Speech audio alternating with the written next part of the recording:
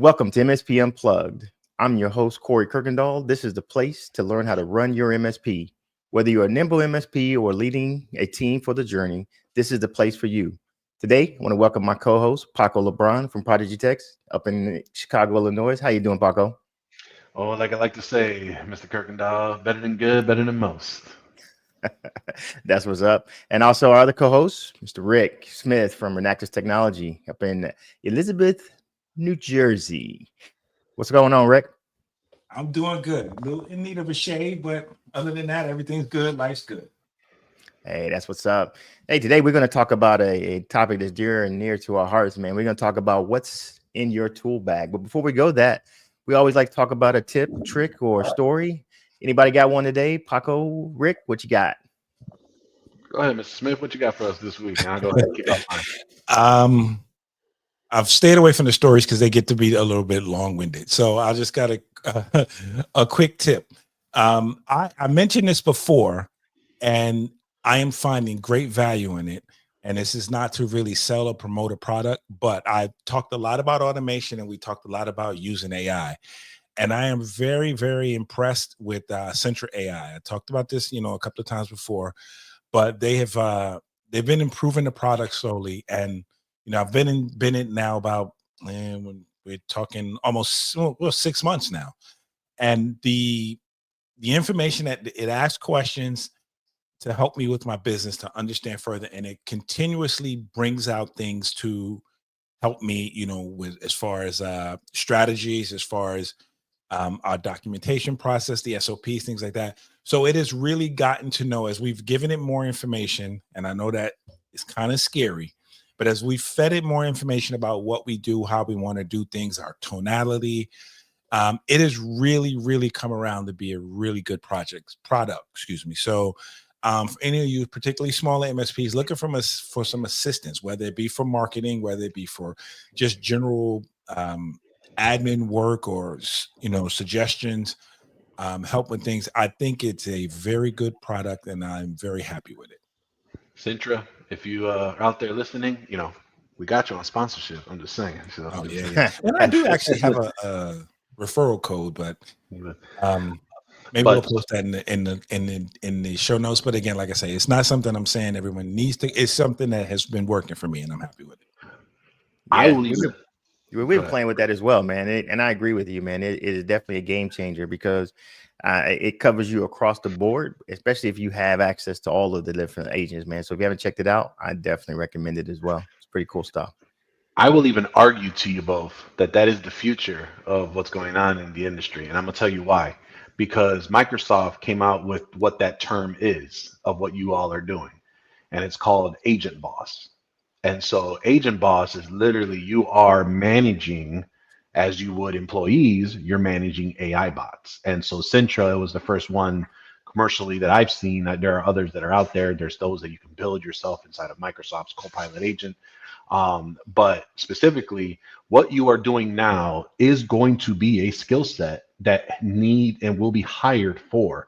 I remember when back in the day when they were started hiring for data scientists, I started to laugh saying, what's a data scientist? Is it data analyst, data integration, data development, database engineer?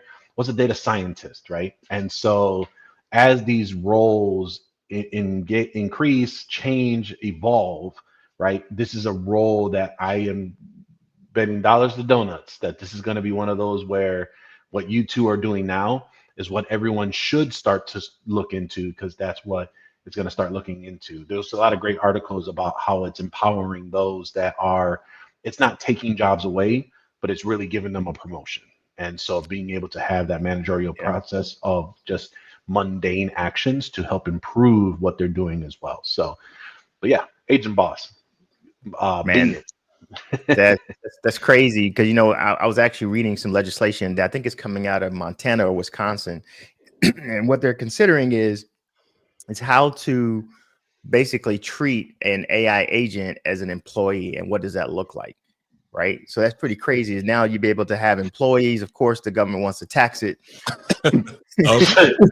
Want to figure out what that looks like, right? Is Yeah. they how do I put that down? But the part that they're having a struggle with, which is crazy, is if you give it the rights of an employee, then that thing is making decisions on behalf of your company, which goes back to security and ethics and making sure that it's up point, because whatever that employee says on your behalf will represent you, whether it made it up, hallucinated it, or whatever it is. So that's the challenges that you're seeing, but you're definitely seeing it now where they're actually trying to pass, where we've seen some proposals of where people are building out full-blown call centers and things like that with nothing but agents, and be able to classify and qualify for government and state programs as having employees, but they're all AI agents. Pretty crazy stuff, man.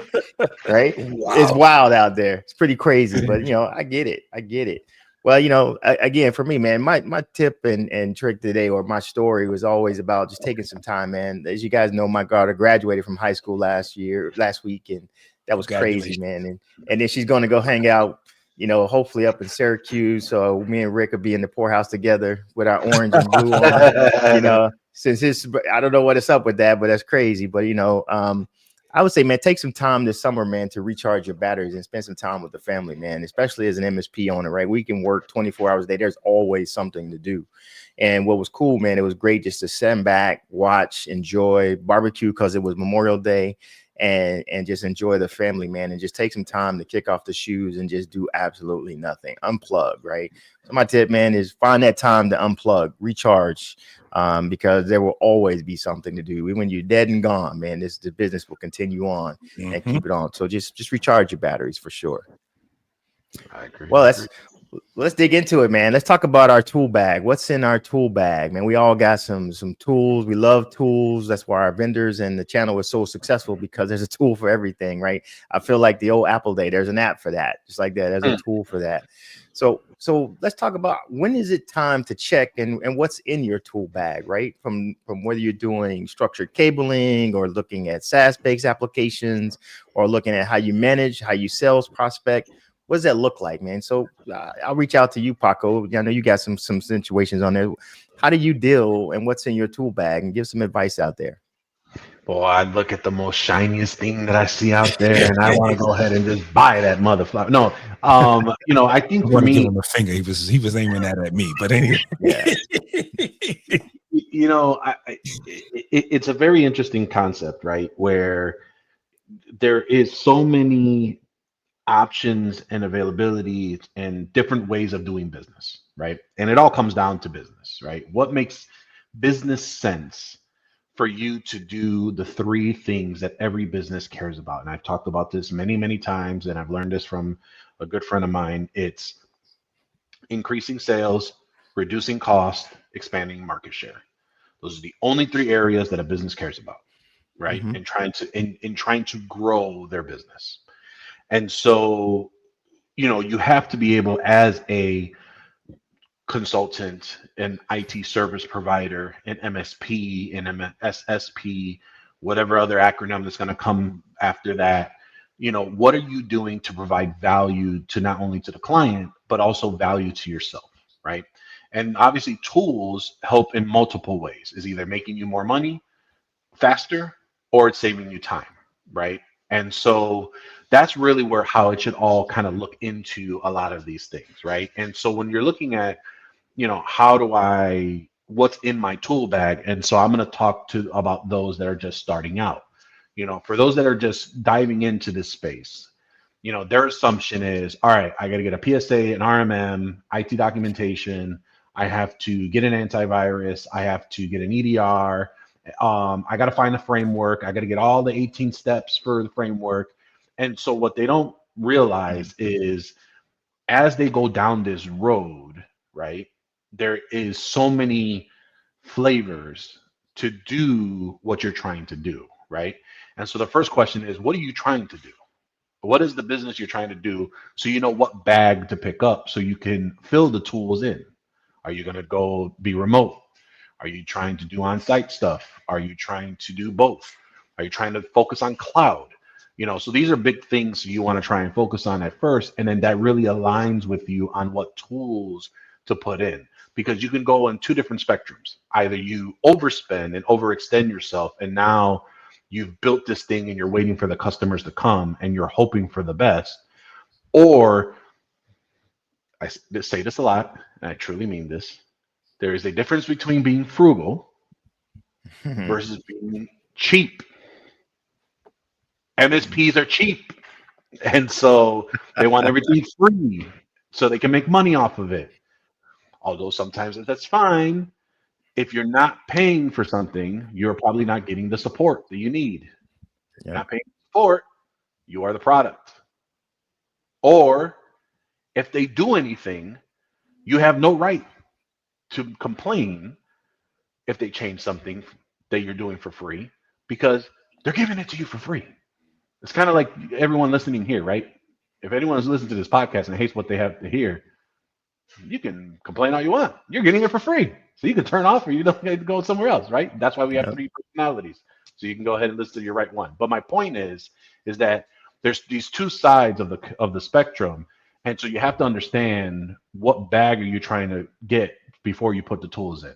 I don't know if there's Rick looks like he was agreeing with every word I was saying, but I No, don't know. I do agree. And this has come from a lot of years of you and I going back and forth about these conversations about tools, right? About, what should we have and what should be in our tool bag maybe, or the question always comes back to this, right? And this is how, after numerous back and forth, I won't say arguments, I'll say strong discussions with Paco, I have come to a conclusion, right? And this has been like the last year or so that this has really sunk in. There's a difference between a need and a want, right? I need to put good tools in front to use for myself to help me innovate, automate, and elevate my business, right? I need those tools to help me. I want a 20-person MSP doing $5 million a year or $5 million a month, right? That's what I want. But I have to start with what I need. And again, this goes back to defining who you are, what you do. I think that's the first thing you have to do is know who you are, right? What is your MSP all about? What do you want to offer? And how do you want to offer it? And I think the mistake we make is, and I made this mistake, so I'm telling you from personal experience, is thinking I need everything now. And like Paco Yep. said, then you're paying for stuff, waiting for customers. No. It should Yeah. be the other way Good around. stuff. Yeah. No, I mean, you're both right. I mean, there's no right or wrong answer to this. I think the biggest deal is the same thing we tell our customers as they go through. If it's something that you don't have a direction or know where you're going to fit, you're going to be paying for something that's going to sit on the shelf, right? I'll guarantee you every MSP can go down and look at their expenses of what they're paying a vendor, and they can find a minimum of one or two tools that they're like, dang, I didn't even know I was paying for this. I don't even know what it's doing. I wish I could get out of it, but bam, I'm in a year contract, so I'm just going to pay it to them out. And then I was planning to cancel it, but I had the intention to cancel it in December, but I forgot because they didn't send me my 60-day notice. Therefore, I'm out, right? We all have that. But I think if you look at it from a perspective of saying, hey, where is it going to line up? What are we going to do? What are we going to put in place? And how is it going to move the needle? Then I think that's the place where you have to really start to say, what does it ultimately look like? And as I'm going to go down there and do it, how do I make sure that one, I'm either saving time and effort on my side, or I'm making some type of money off of that tool that goes on and on, that covers the cost over a sort of amount of time, but being productive, right? And I think that's where a lot of people, we struggle with that because we have good intentions, but time runs out on us. Yeah, I think one of the things that Paco says, he says there's difference between cheap and being frugal, right? And being Yeah. frugal is being smart, right? It's really making smart decisions. Yep. But the other thing about that too is we run into the other side of this where we say it's only $100 a month, it's only $50 a month, it's only $200 a month, it's only this. If you add that up, and I'll tell you this, Corey mentioned this at the beginning of this podcast, right? Kids in college, if I pay $100 a month for a tool, that's $1,200 a year. That is part of a tuition payment, right? If I Yes. want to look at it, particularly if I'm paying that money and the tool is sitting on the shelf, every dollar I invest in the tool should bring me back at least $3, right? That's the way I Yeah. should look at it. If that means it's $3 in time, and I know some people may give a different number than that, but I'd say, well, 70%, $3.33, right? But whether it's giving back time, whether it's, getting what I charge a client for the use of that tool, or, how it helps to whatever it does, it should bring me back money rather than sitting on the shelf just saying, hey, here's my shiny tool. I have it. No one uses it. We don't even use it, but we pay for it. And like you say, it's only is a dangerous word. Say dangerous 3 word or 2 words, whatever it is.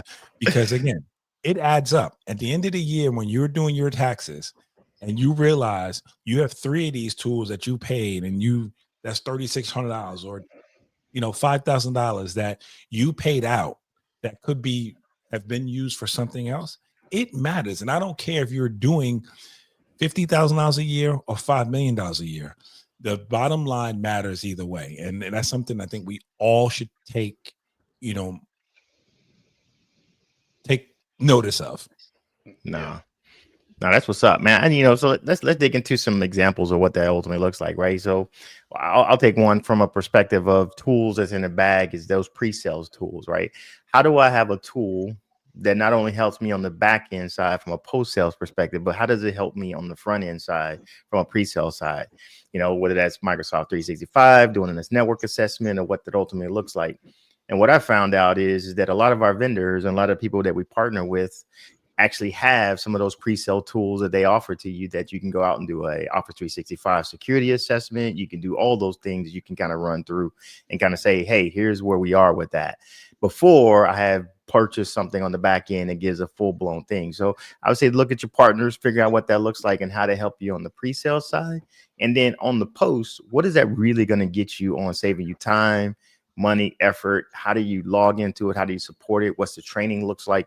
Because you want to make sure that you're good. And from that perspective, so if you don't have any customers on 365, leverage the free pre-sale tools to get what you need to get done before you invest. Because if not, that customer or that partner is going to be saying, hey, you bought my tool. I'm expecting my money at the end of the month, but you have no customer to pay for it. So guess who's paying for it? You are, right? Mm-hmm. So I look at it from that perspective, man. There's different tools from a pre-sales, post-sales, and support. Just make sure you got them in the right path and you're leveraging them, and make sure that you have a customer that's going to be able to pay for those tools or a service, or if it aligns up and helps you bring down your expenses, that's just as good as having somebody pay for it as well, because now you'll be able to align and do better things with that.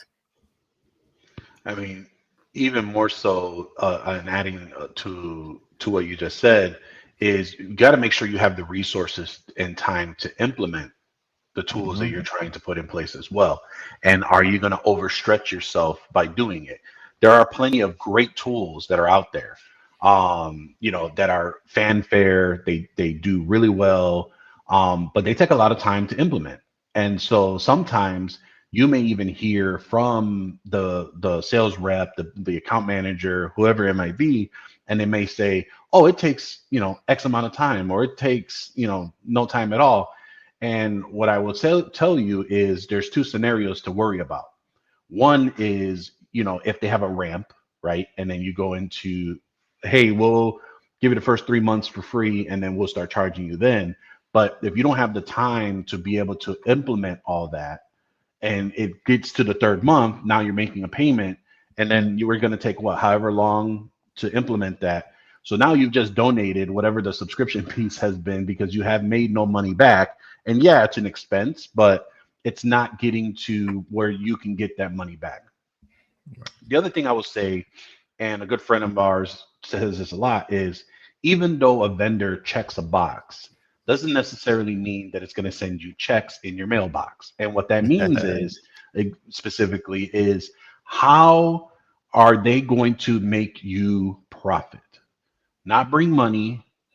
How are they going to bring you profit? And I'm sorry, I meant to say revenue instead of money. But instead of bringing revenue into your cost and then being into your bundle, how much profit or how much benefit is it going to bring you? I can use, for example, there are several Microsoft 365 aggregator tools that are out there that will help systematize and automate some of the things, even including Microsoft Intune.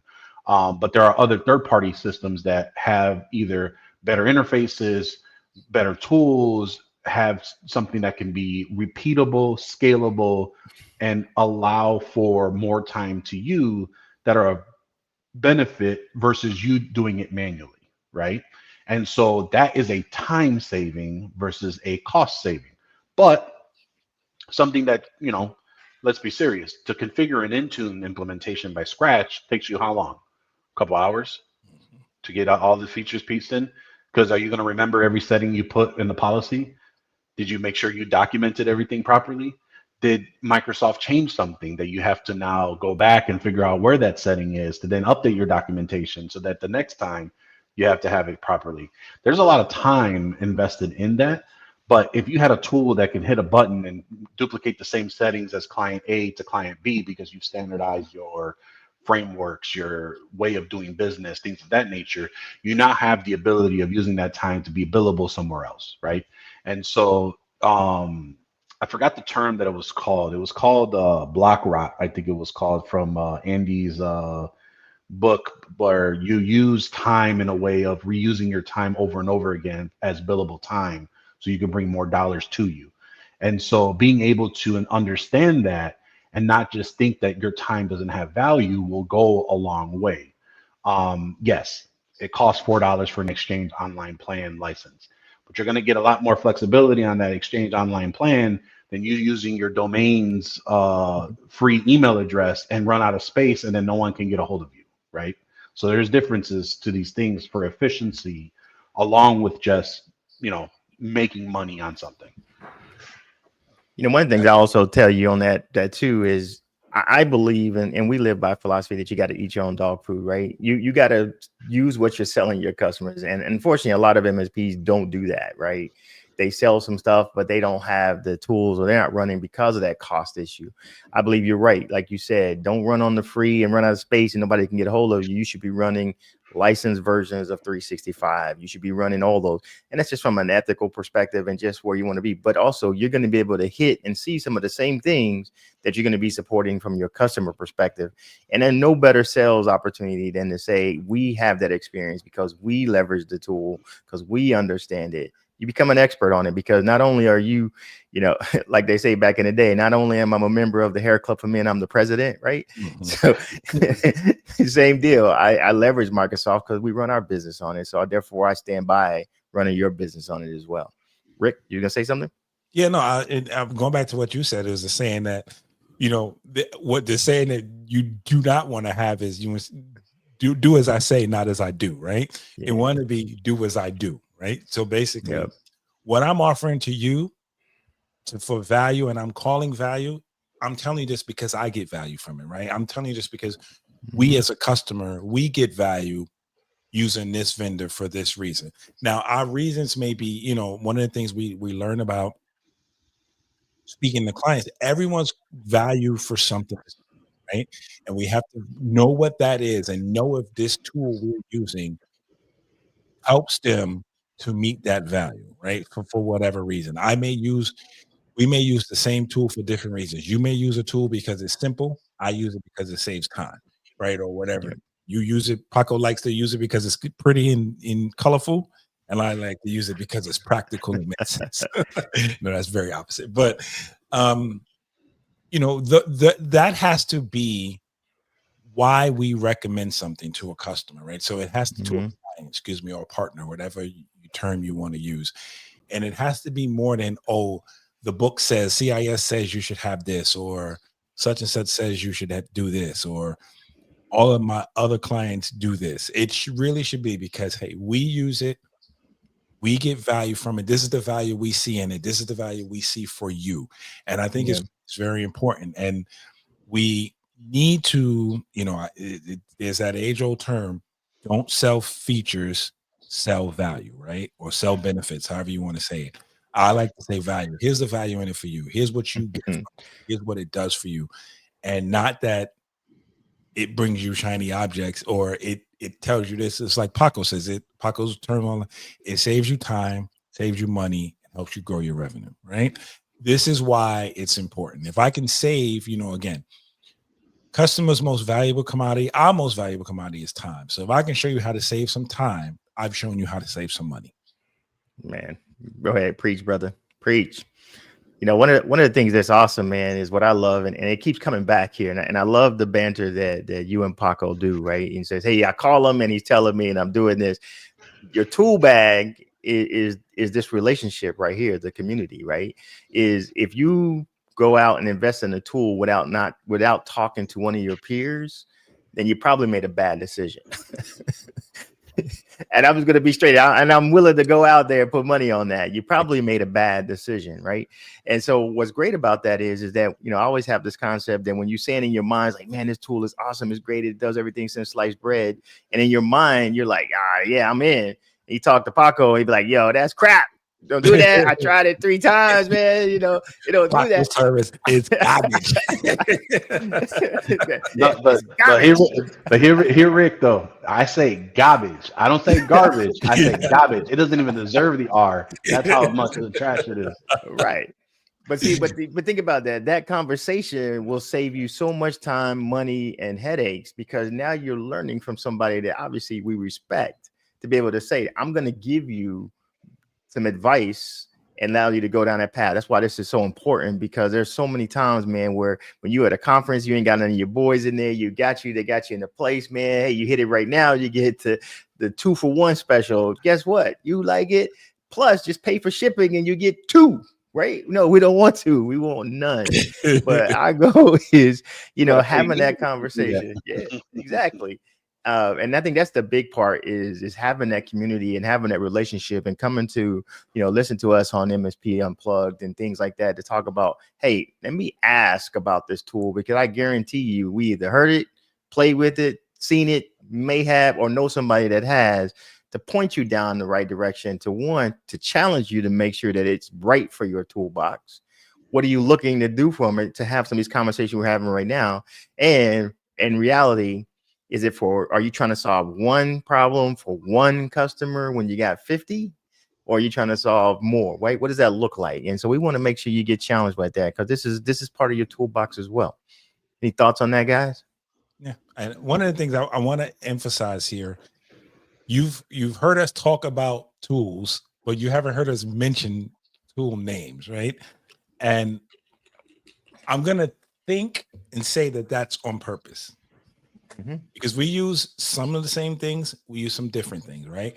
The point of this is not necessarily to use the tool I use for whatever reason. I will recommend something if I find something that I think will help, but the point is to find out what works for you, right? And this is more of a conversation about what the philosophy you're using to choose your tools, and then what you should expect from them. I think is more so. Now, it's not that we're, you know, I don't know. Just say we got to get paid. No, I'm kidding. No, it's just a matter of go ahead, Paco. You can say this better than I can. No. I mean, I think what the point of us is saying is that, you know, the date we're recording this is May 30th, 2025, right? So we could say highly about a product now, and you're listening to this in 2026, and it's complete hot garbage. They've had probably staff changes. The product hasn't had development. It got acquired. You know, all kinds of stuff may have happened from the time you're listening to this to when we first recorded this, right? So there's that one piece. The second piece is there's so many ways of doing this thing, is that my way is different than what Rick is doing it versus what Corey's doing it, but we're all using the same tool, right? And so, you know, the perfect example of this is to understand that you have to run your business and apply what you're providing, the value, to your sized business. And what I mean by that is your location, your demographic, what you provide could be, you can have the same tools, but provide it differently.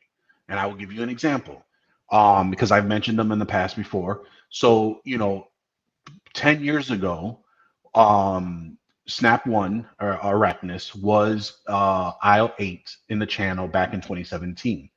They were an unknown vendor at the time because aisle 8 was trying to make waves inside the channel. They then, you know, they're very big in the residential space, and you've heard my qualms with them, so I won't go down that road. But they had provided an inventory of networking equipment that provided a value to me where I could get a lot of the features that I normally would have to pay for in perpetuity, managing networks from a cloud device, that's either a device itself or built into the integrated business router, having the ability to make configurations on the go in the cloud, having alerting when a network has been down, providing that value that we're proactive versus reactive, right? Now, these are not new things, but if you talk to your peers, or even, I wouldn't even say your peers, if you listen to the industry and you listen to on the conference floor, when you're at a trade show or things of that nature, you may be convinced that, hey, you need to do this product. You need to use this service because this is going to give you 10 times the great things that you want or what you're trying to achieve. But in reality, you have to understand two things. One, do you need all those other 10 things, or do you only need one of the 10 to be beneficial to you? Two, is that appropriate for your size clients? So at the time, there was another product that had a paid fee per month to do some of the things that we had. For us, that was like, all right, well, with the investment we make up front for this device will actually be more beneficial to us than paying my monthly fee for this other device that we would go from there. Granted, we were with them for, again, what, 2017 to now, so close to 8 years that we've been recycling devices, purchasing new devices, going from site to site, because this is how we manage our equipment. Now we're obviously changing from that, but we got our dollars worth from the investments that we've made versus following the trends that our industry were trying to focus on. Because again, they're trying to tell you you need to focus on this now, but in perpetuity, you have to understand what is it you need right now for your size business to achieve your goals, so that you don't stretch yourself too far in resources and try to convince your client to make these purchases, Mm-hmm. or B, be able to have not only profit so that you can reinvest in other things that you are looking to do to provide even more value to your client. And I think No. that flows back to, again, knowing who you are, right? Knowing what your MSP does, who you serve, and where you want to go. And I think a lot of times we live through what the stories and the success or lack of success that other MSPs have, right? If I'm doing, 6 figures and I want to do 7, I have to do it exactly like XYZ does. So I have to use the same tools or use the same thought pattern and the same marketing materials that they use. That's how they got there. It is always, I think it's always great to learn from those who are where you want to be, but you still have to be you in the process, right? So that Mm-hmm. just means, again, because because Paco does 5 times more business than you, doesn't mean you have to use, to be where he is, doesn't mean you have to use exactly what he does or do it exactly the way he does it. You have to know who you are and who you serve, and that is on both ends of the spectrum. Because the other mistake we make, and I've made this mistake, and you heard me talk about this a lot, is the ability to say no. Meaning, as you're growing a business, knowing who you are helps you determine what customers or what clients you take on. Because if they're too small, or they're not going, or they're going to cost you more time than they're worth, you have to say no, right? And that is a part of the same thing about picking tools. When you know what you want, sometimes the shinier object may work and do all the things that Paco needed to do, but I only need to do 10 of those 30 things it does.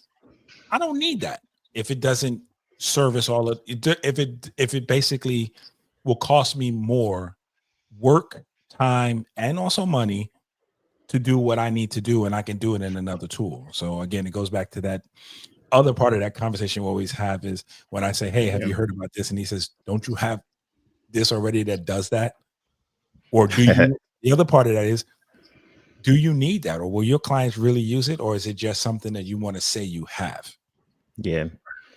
Man, we do something, what I would recommend as part of that tool bag is we have that same matrix that we have for our penetration into our customers, where we have all of our customers, everything we sell across the top, and what we're checking. We have our same matrix for every tool we have, whether it's a SaaS tool, backup tool, PSA, RMM, QuickBooks, whatever that is. Here's what it is, and here's what we're using it for. And what's great about that is that keeps me grounded when I go to shows or I go out and talk about something else, because if it doesn't fill in one of those gaps or make that gap better, then it ain't worth my time to even go and invest in that. Because at the end of the day, there's a cost to change, there's a cost to retrain, there's a cost to re-implement, there's a cost to talk about it to your customer at the end of the day. So when you have this real conversation with your customer, and you heard me say this before, is it's not the cost of, hey, we're going to give you a value out of your contract and then we're going to hit you with the $29.99 configuration fee. It's actually, when do I actually make my first dollar at that tool? And at that point in time is when I should start paying for that tool, right? And you see how fast most customers, most vendors, or most people who have a tool will not even entertain that conversation, because the real issue is it's not going through it. But tell me when I make my first dollar, my first profit or money revenue out of that tool is when I really should start paying for it. That's the conversation you started getting. That mindset is there's a whole process to do that. How do I do that? Right? What does that look like? But I would say recommend that create a matrix so you know exactly what tools you have, what functions they're serving for you, which customers are getting provided to that tool. So, you know, put some weight on it to say, hey, is it, yeah, I want to change my PSA, but how hard and what is that going to look like for me? Yes, I would love to change this tool or whatever that is, but what does that really touch and how does that affect, and what's the real cost at the end of the day for retrain, re-implementation? Am I going to have to run two side by side? Mm-hmm. Am I going to have to maintain one license because I can't get all my data out of the thing, right? What does that look like? There's a lot of things you got to think through, man. And so understand your tools and it will help you long term from that perspective for sure. Can't agree more than that. Well, cool, guys. I'm going to take a commercial break for us, man, and just kind of talk about what we love, man. It's our favorite thing. We got TechCon Unplugged coming up. If you haven't heard, we're on the road with TechCon Unplugged Tour. This year looks a little bit different for us. We're coming to you instead of you coming to us. We planned on 3 cities. We already knocked out one in Elizabeth, New Jersey. Now we're coming to Chicago, Chi-Town, hanging out with my man Paco up there. We'll be at the Hyatt Lodge on the old McDonald campus, man. So we're going up there to hopefully get us some of that good old deep dish pizzas, see what's going on. But I'm looking forward to checking out the campus. We got a really special agenda. We got a pre-day coming in from our friends over at MSP Camp. They're going to come in and talk about how we make MSP marketing easy. Highest ROI, first steps in your marketing. We'll have a live audience podcast where we'll be doing to improve and scale your business. And along, we'll be having some office hour roundtables to talk about what's on your mind. We'll be discussing things like AI, operational efficiency, how to avoid tool sprawl, very similar to our conversation today, and what book. And we're open to look at how we're running and grow our business. We'll learn to have, well, as always, we're going to have an even social where we get a chance to continue the conversation, spend time with each other, and also talk to our vendors. But let's talk about, you know, how we get you there. You can go to the TechCon Unplugged, purchase your tickets, and you receive an annual membership with a new membership portal. And you have a variety of content coming there soon. We hope to see you in Chicago. Come and join us. TechCon Unplugged on the road. Paco, you got anything special you want to tell them for coming to Chicago? Man, if you ain't gonna be there, you're gonna miss out because it's gonna be the best city of the 3 tours, if I could say that. And to even sweeten the deal, use my name Paco for half off. How about that? So no, it's gonna be a great time. I think we had a really great time over in Elizabeth, and we had a great time really catching up and conversating and really trying to dive into capturing that hallway magic, right? And we're just really diving in and making things count for those that are in attendance. So we're on the way with a great group of attendees that have already purchased their ticket. We hope you purchase a ticket now. We're officially, what is that, less than 21 days till we come there. So definitely check us out. It's not that far of a drive. Great parking, and it's a great area if you have been in the Oak Brook, Chicagoland area. So head over to mspunplugged.com or techconunplugged.com and get those tickets. Man, we're looking forward to coming out, hanging out in Chicago, man, and doing our thing. So, guys, as we close out this session, man, I had a good talk today, looking at what's in your tool bag, talking about strategies and where it comes from. Anything, any closing words, any closing advice you want to give to the crew before we go today? Rick? I think Oh, go ahead, Rick. I'm sorry, Paco. No, you can go first. Go ahead. Oh, thank you. But no, I mean, I think, for us, as you start to really consider what you're developing in your tool bag, or maybe assessing what's in your tool bag, what do you really need, right? And are there opportunities or programs or products or services that are located in who you're already using right now that you can consolidate and leverage, right? If you are trying to improve your security regimen and you're trying to do IP restriction, do you really need everything inside of a SASE product, or do you need a cloud VPN? Are you trying to verify and make sure that your internet is pinging home? Do you need a full-fledged networking device that does all the bells and whistles, or do you need something that can just verify to you, that can make sure the DNS is on, it's pinging online, and that the cable is actually linked, right? So these are things that you want to consider on what do you need right now, and build on top of that, because eventually over time you will have all the tools that you need, but as the job comes up or as the thing happens, you should acquire those as needed. Never overextend yourself. If you can pay for it 3 times over, that's when it's the time to buy it. Or if that investment will help you in the long run, meaning it's going to save you time, reduce your costs, or increase your sales, definitely go ahead and move forward onto that aspect of what you're trying to do. Love it, man. Love it. Rick, what about you, man? I would say this, and I've said a lot today, so I'll leave it with this. I think we always use the term, I run an IT service business. I run a managed service business, whatever it is. We have to keep in mind that last word. It is a business. And as the leader of that business, it's your responsibility to be responsible. That is fiscally responsible, ethically responsible, and also time-wise responsible. So when you make these decisions, make sure that these tools fall in those buckets, right? They help you. They again bring that 3 times as much value to you. That's your fiscal responsibility. Ethically, this is a company, you believe in, you think they're doing the right thing, and also you are doing the right thing with this product. And then from I forgot the third one. Ethically and time wise, I'm sorry.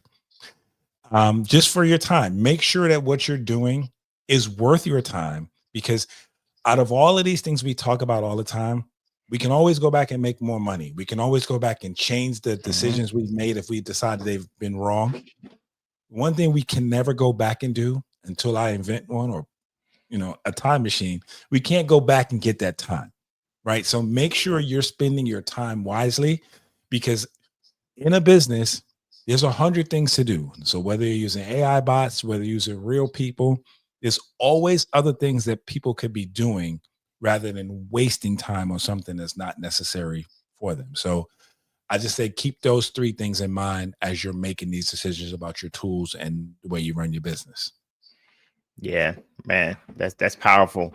And for me, man, I'd say reach out to your network, talk to your peers, see what they're doing, how they're doing. And in some cases, they may be able to leverage and show you and walk you through that full demo to shorten that cycle, to really see if you really, really, really need it or not. And remember, sometimes a tool is not about what you can sell, it's about improving your bottom line, getting to that point of saying, how do I cut an expense? How do I get my time? Because if I can eliminate or get half of an engineer's day back or half an engineer's time, it's actually worthwhile to go ahead and do that, and what it's going to impact.